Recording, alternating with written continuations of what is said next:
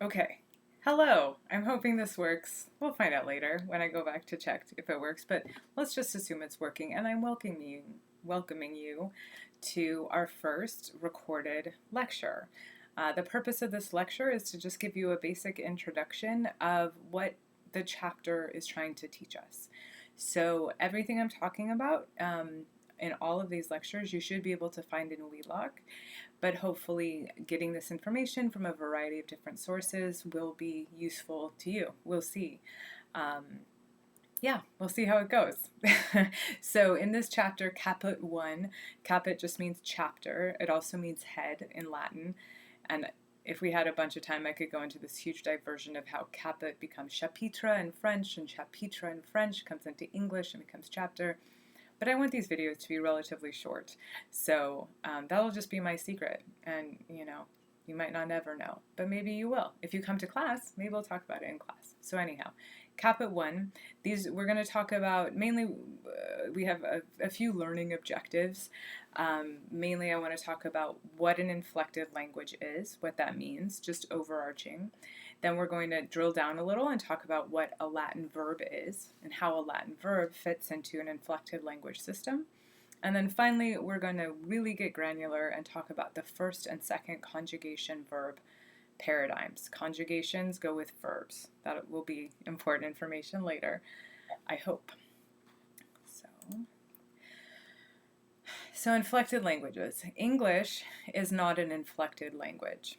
It seems weird to start with a negative, but these are the times we're living in. English is not inflected. What that means is that we do not add endings to English words to indicate what the word is doing syntactically in the sentence. We do not change any of our words to indicate that they are the subject of a verb, that they are the object of a verb. We do not change the ending of our verbs.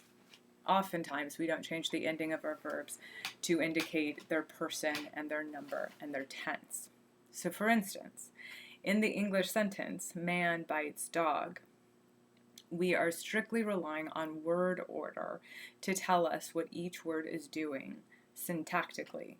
Because the word man comes before the verb, we know it is the subject. Because the word dog comes after the verb, we know that dog is the object. In other words, word order is what tells us what words are doing in an English sentence. That is not characteristic of an inflected language.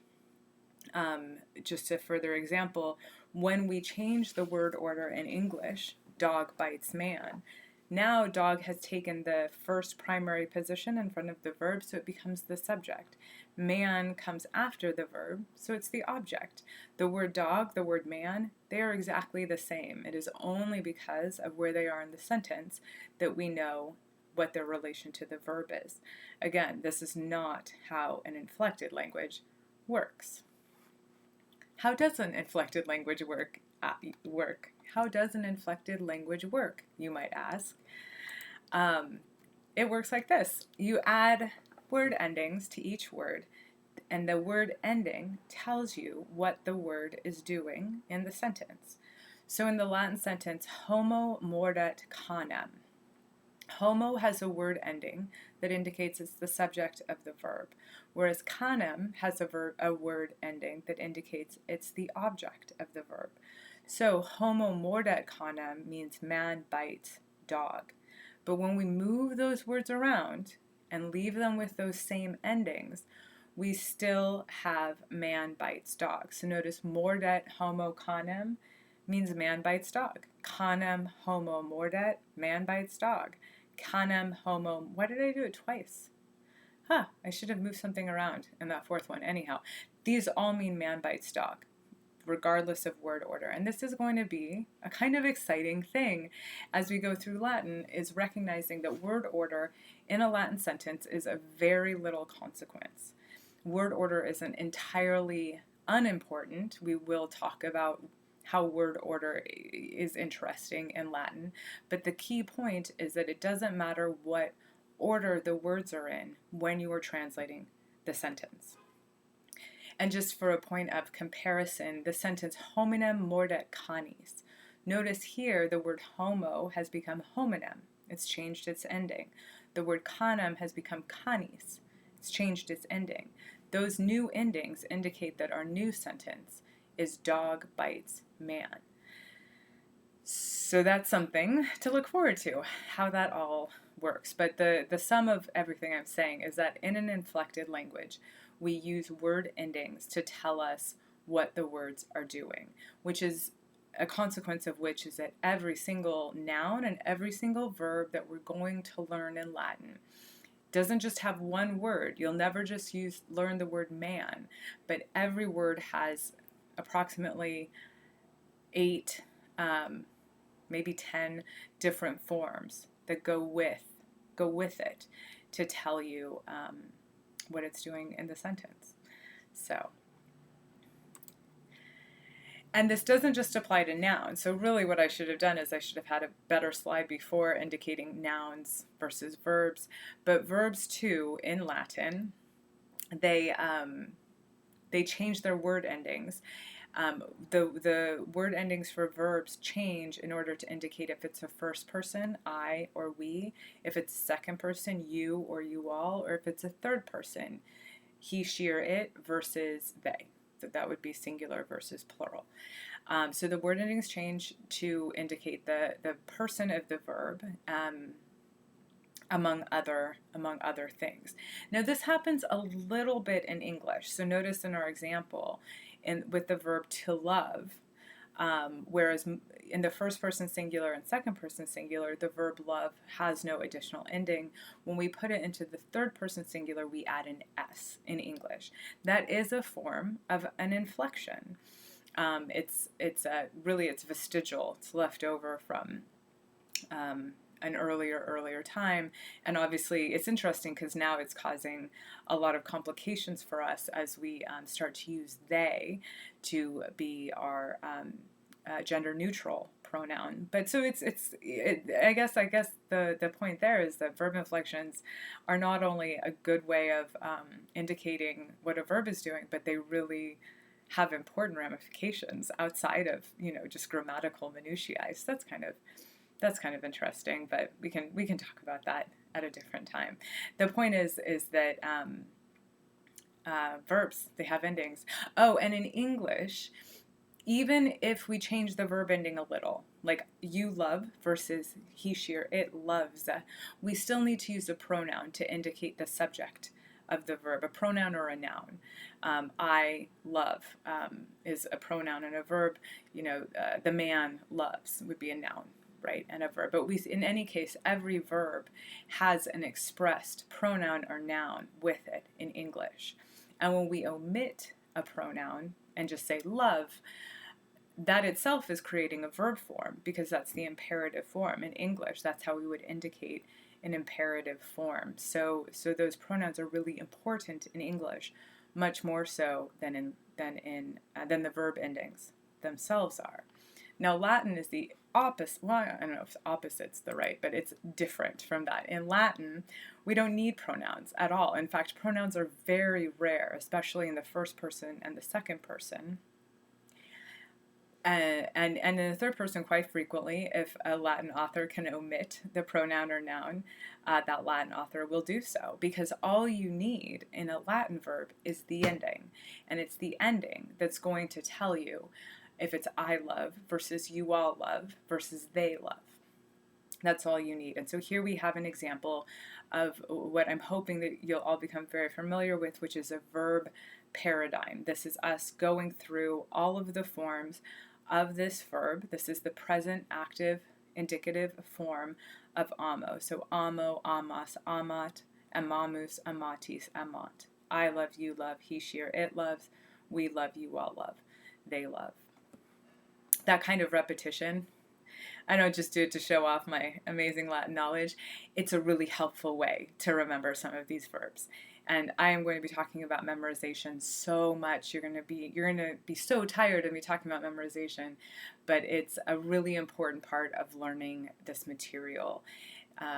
As I mentioned in the syllabus, as I will surely mention many, many times in the future, one thing I learned last year when online learning was a great way of experimenting with not asking people to memorize was that if you don't memorize some of this stuff, like verb endings, you never can really get off the ground with Latin, because you'll spend all of your time looking up this small stuff, like what is the S verb ending, and you just get bogged down in this. So anyhow, we'll talk about this more often, but I would highly recommend memorizing and going through the paradigm in that way is a good way of doing it. So what's next? Oh, and so here are the endings isolated. In a previous recording of this, I talked a lot about something that was important. There's these endings, ost, moest, nt, they're pretty consistent. So you're going to learn them this week in relation to first and second conjugation, present, active, indicative verbs, which is a very specific subset of verbs. But this pattern, ost, moest, nt, is pretty consistent across all of our verbs, all of our verb tenses, all of the verb declensions. So it's, again, let me emphasize, it's really good to kind of get these in your head now and recognize that when you see an O ending on a verb, you're pretty much always in the first person singular. When you see an MUS ending on a verb, you're pretty much always in the first person plural. So these really transcend the very specific lesson we're learning right now. And so that previous slide, that was verb endings. Verbs also have stems. This is just the first part of the verb. So whereas the verb endings tell us the person, number, voice, and mood, this is all terminology that we're going to start picking up in the next few weeks. Verb stems, the first part of the verb, tells us A, the meaning of the verb, and B, the tense of the verb. So I can go back. Oh. Can I? No, I can't. I don't even know. It's a video, it's fine. If we go back here. Okay. That was what I wanted to do. Sorry, I would normally stop, try to make this better, but I would be here like until the third week of class. So we're just thank you for bearing with me. So if we go back to this verb, we looked at the endings. So the stem, am, is the stem in all of these. Am tells us that this verb is from amo, and it means I love. And am also tells us that it's present tense. When we want to, and this isn't something we're learning this week, but we will learn eventually, when we want to say I used to love, we're going to use a whole different stem, not am. So that's something fun to look forward to. So the stem, the first part, tells us the meaning of the verb, and it tells us the tense. And so I'm going to be using things like voice and moods. These words, they're kind of big, mysterious, hard to pin down words. Don't worry too much about the bigger picture. We will eventually fill in these things, but it's good to get comfortable with hearing them and get used to them, have them in your head somewhere. So as we start to add on, it'll be there for you. And yes, and for right now, I always forget about the imperative. We're only learning 2 moods. The indicative mood is basically what we're focusing on really for weeks. But amo, amas, ama, this is an indicative. It's present, active, indicative. The one other mood we're going to be learning is an imperative mood, which we will see momentarily. So we've talked about verb endings. We've talked about verb stems. The stem of a verb is connected to the ending by a vowel. Every Latin verb has the stem connected to an ending by a particular vowel.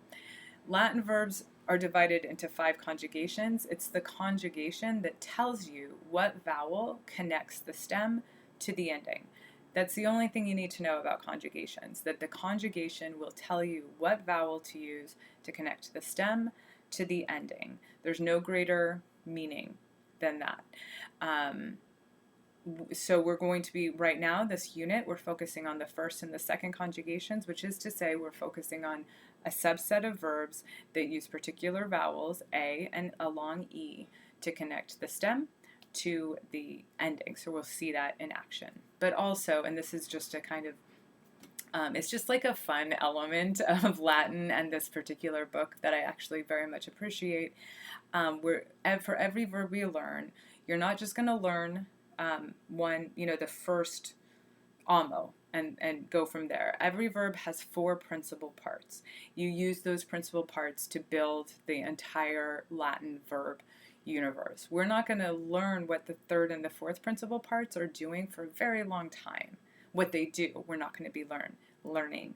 But you still need to learn all 4 principal parts for each verb now, because you need to have those in your head in order to be successful as we move forward. And just trust me from experience, if we wait and try to add on the third and fourth principal parts to all of the verbs that we're learning now, it's an insurmountable amount of work. It's really ridiculous. So you'll get them in your head now, and you'll use them later. It's kind of like putting money in the bank. I don't know how many of us know what that feels like, but it's an investment that will pay off in dividends or something later.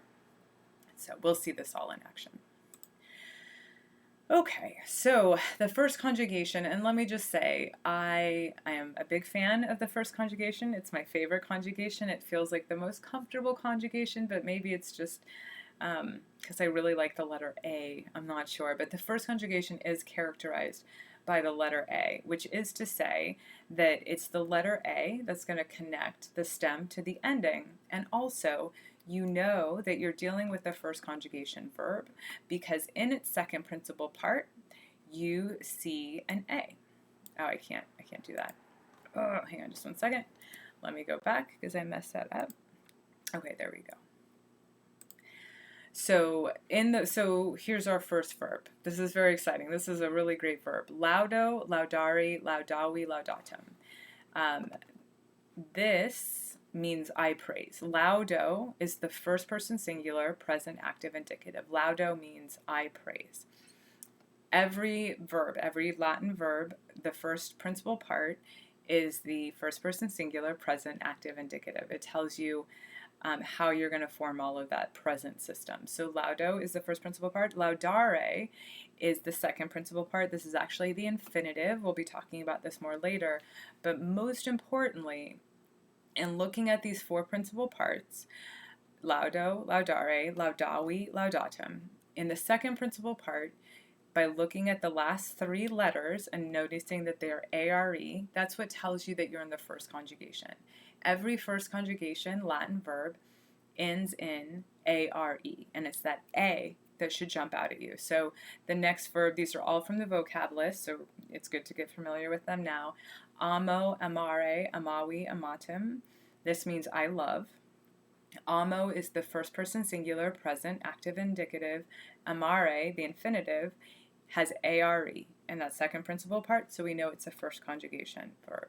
And then amavi, amatum, third and fourth principal parts. Cogito, cogitari, cogitavi, cogitatum, that are, first conjugation indicator. Do, dari, dati, datum, are in the second principal part, tells us you're in the first conjugation. Ero, errare, eravi, eratum, are in the second principal part, first conjugation. Okay? So, yeah, that's how you know you're dealing with the first conjugation verb. In order to go from that first principal part, ero, for instance, which means I make a mistake, I err, to build that verb paradigm that we were looking at earlier, to build into the second and the third persons of this verb, you're going to drop off the O from the first principal part, add the connecting vowel A, and then those endings that we were looking at. So, for example, laudo, that's our first principal part, meaning I praise. To get to the second person, you drop off the O, you add, my mouth is crazy, drop off the O, add our connecting vowel of A, and then our ending of S, and then you get your second person, you praise. For the third person singular, drop off the O, add our connecting vowel A, and the third person singular ending of T. He, she, or it praises, laudat. Laudamus, this is first person plural, so we praise. Laudatis, second person plural, you all praise. Third person plural, laudant, they praise. So for one fun thing to do, is to take all of those first conjugation verbs that are in the vocabulary and make sure you can go through and create that paradigm of the present, active, indicative. I don't know what else are we doing, especially, avoiding COVID. What a great thing to do. And then there's the imperative, which honestly I'm so bad at remembering. I'm trying to get better at this, but I've been teaching now for it feels like a really long time, and I always just, maybe it's because, bossy, it just seems so bossy. But the imperative is the command mood. So whereas the indicative mood was just indicative. I praise, you praise, he, she, it praises. The imperative, this is our command. You form it in a very similar way. You would take laudo, you would drop off the O, and you would add either your singular imperative ending, which is just a, praise, or your plural imperative. If you wanted to command an entire group of people to praise, you would add ate. Second conjugation. It's interesting because there's not very many second conjugation verbs in Latin. It's one of the less populated conjugations, but there's incredibly important verbs in that conjugation, so it's worth knowing. You know you're working in a second conjugation because the first principal part will have the letters EO, so moneo, you have EO, as opposed to just O, which we had for laudo. And then the second principal part will have ERE. Now this is a long E. This will become important when we move into the third conjugation, but I wouldn't worry too much about it. Just know that when you have an EO in the first principal part and an ERE in the second principal part, you're working in the second conjugation. Second conjugation is one in which an E connects the stem of the verb to the ending of the verb. So moneo, monera, monui, monitus means I advise or I warn. Debeo, debera, debui, debitum. Debeo means I owe or I ought or I must. This one's hopefully easy to remember because of debt. Obviously the word debt is related to debeo.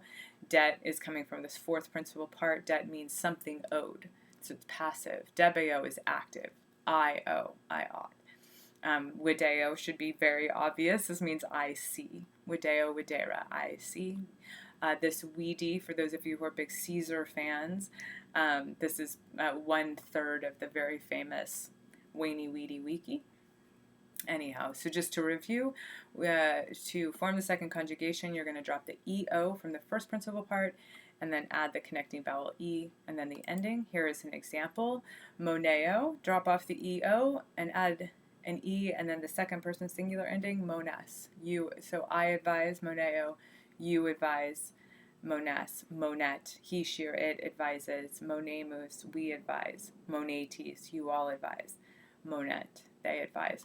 I apologize for the very inconsistent capitalization.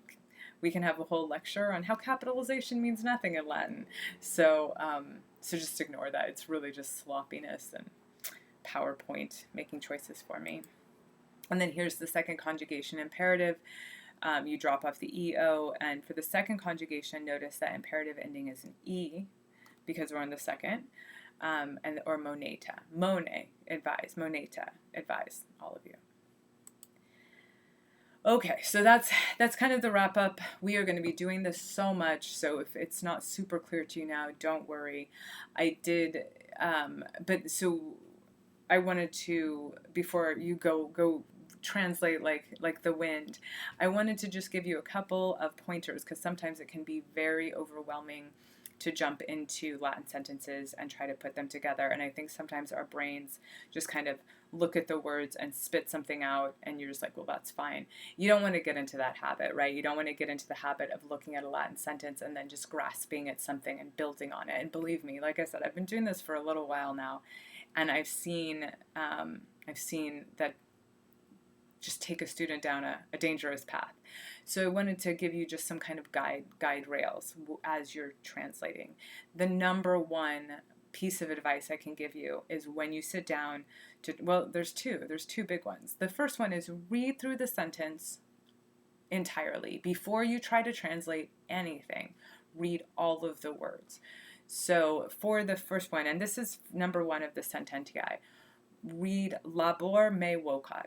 Don't try to translate anything, just read the whole sentence. Mone me siero amabote. Don't try to translate. Get all of those words, just read them all. And it's really helpful to read out loud. It makes you very popular. It makes you seem mildly crazy, but super smart. I think there's just something about reading out loud. But even if you can't read it out loud, go ahead and read the whole thing. And then, again, before trying to assume you know what it means, find the verb. That's really the most important thing to do is when you're translating in Latin, you need to find the verb first. And because the verb can be anywhere, that's why it's helpful to read through the entire sentence. So in the sentence, labor me vocat, the verb is vocat. And so you want to find that verb, and then you want to figure out what person and number, and that's it, I think. Person and number it is. So vocat, you would go back and look at your paradigm, and you would see that T ending, T right here, it's obviously right there, and you say, oh, of course, it's a third person singular. So vocat by itself just means he, she, or it, or she, he, or it, or whatever. It's third person singular. She, he, or it calls. That's what vocat is by itself. If you just had vocat, that could be a whole sentence. He, she, or it calls. And then as we learn nouns, this will become easier. The next steps are to figure out if there's a subject and if there is an object. Subject, there will always be a subject. It might not always be expressed in a separate word, but there will always be a subject. So vocat, like I said, even without another word, we know that it's third singular. But you'll look back and say labor me vocat. So either labor or me could be the subject. But hopefully you'll look at me and say this is just like the English me. It means me. It cannot, we wouldn't put me as the subject of an English sentence. Me calls. We know that's not going to work. So we can cross me off the list. That's not going to be the subject. That leaves us with labor, meaning work or labor.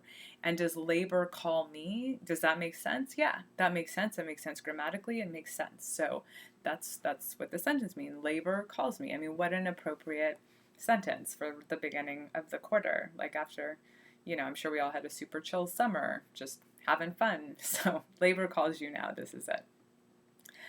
For the second one, mone me, si ero, amabote. A lot of words here.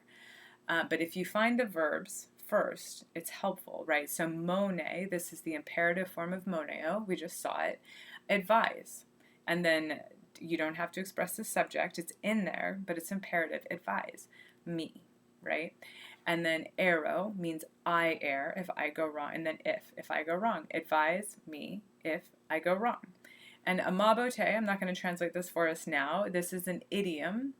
It's in the vocabulary list, so you should be able to find it. And so for festinalante, you want to figure out what the verb's doing, and then go ahead and figure everything else out. For laudas me, culpant me, figure out what those verbs are doing, and then deal with the me. So that's just, tried and true method of Latin translating success.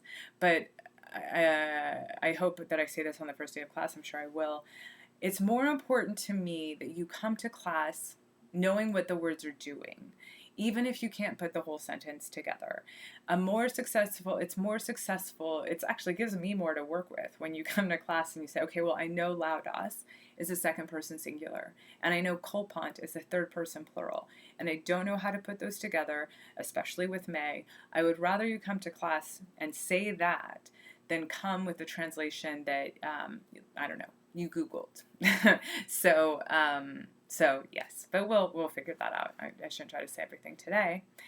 And then I think finally I just have some words of wisdom. Yeah, so this is, his name is Elliot Wershbo. He was a Latin just giant here at UCSD.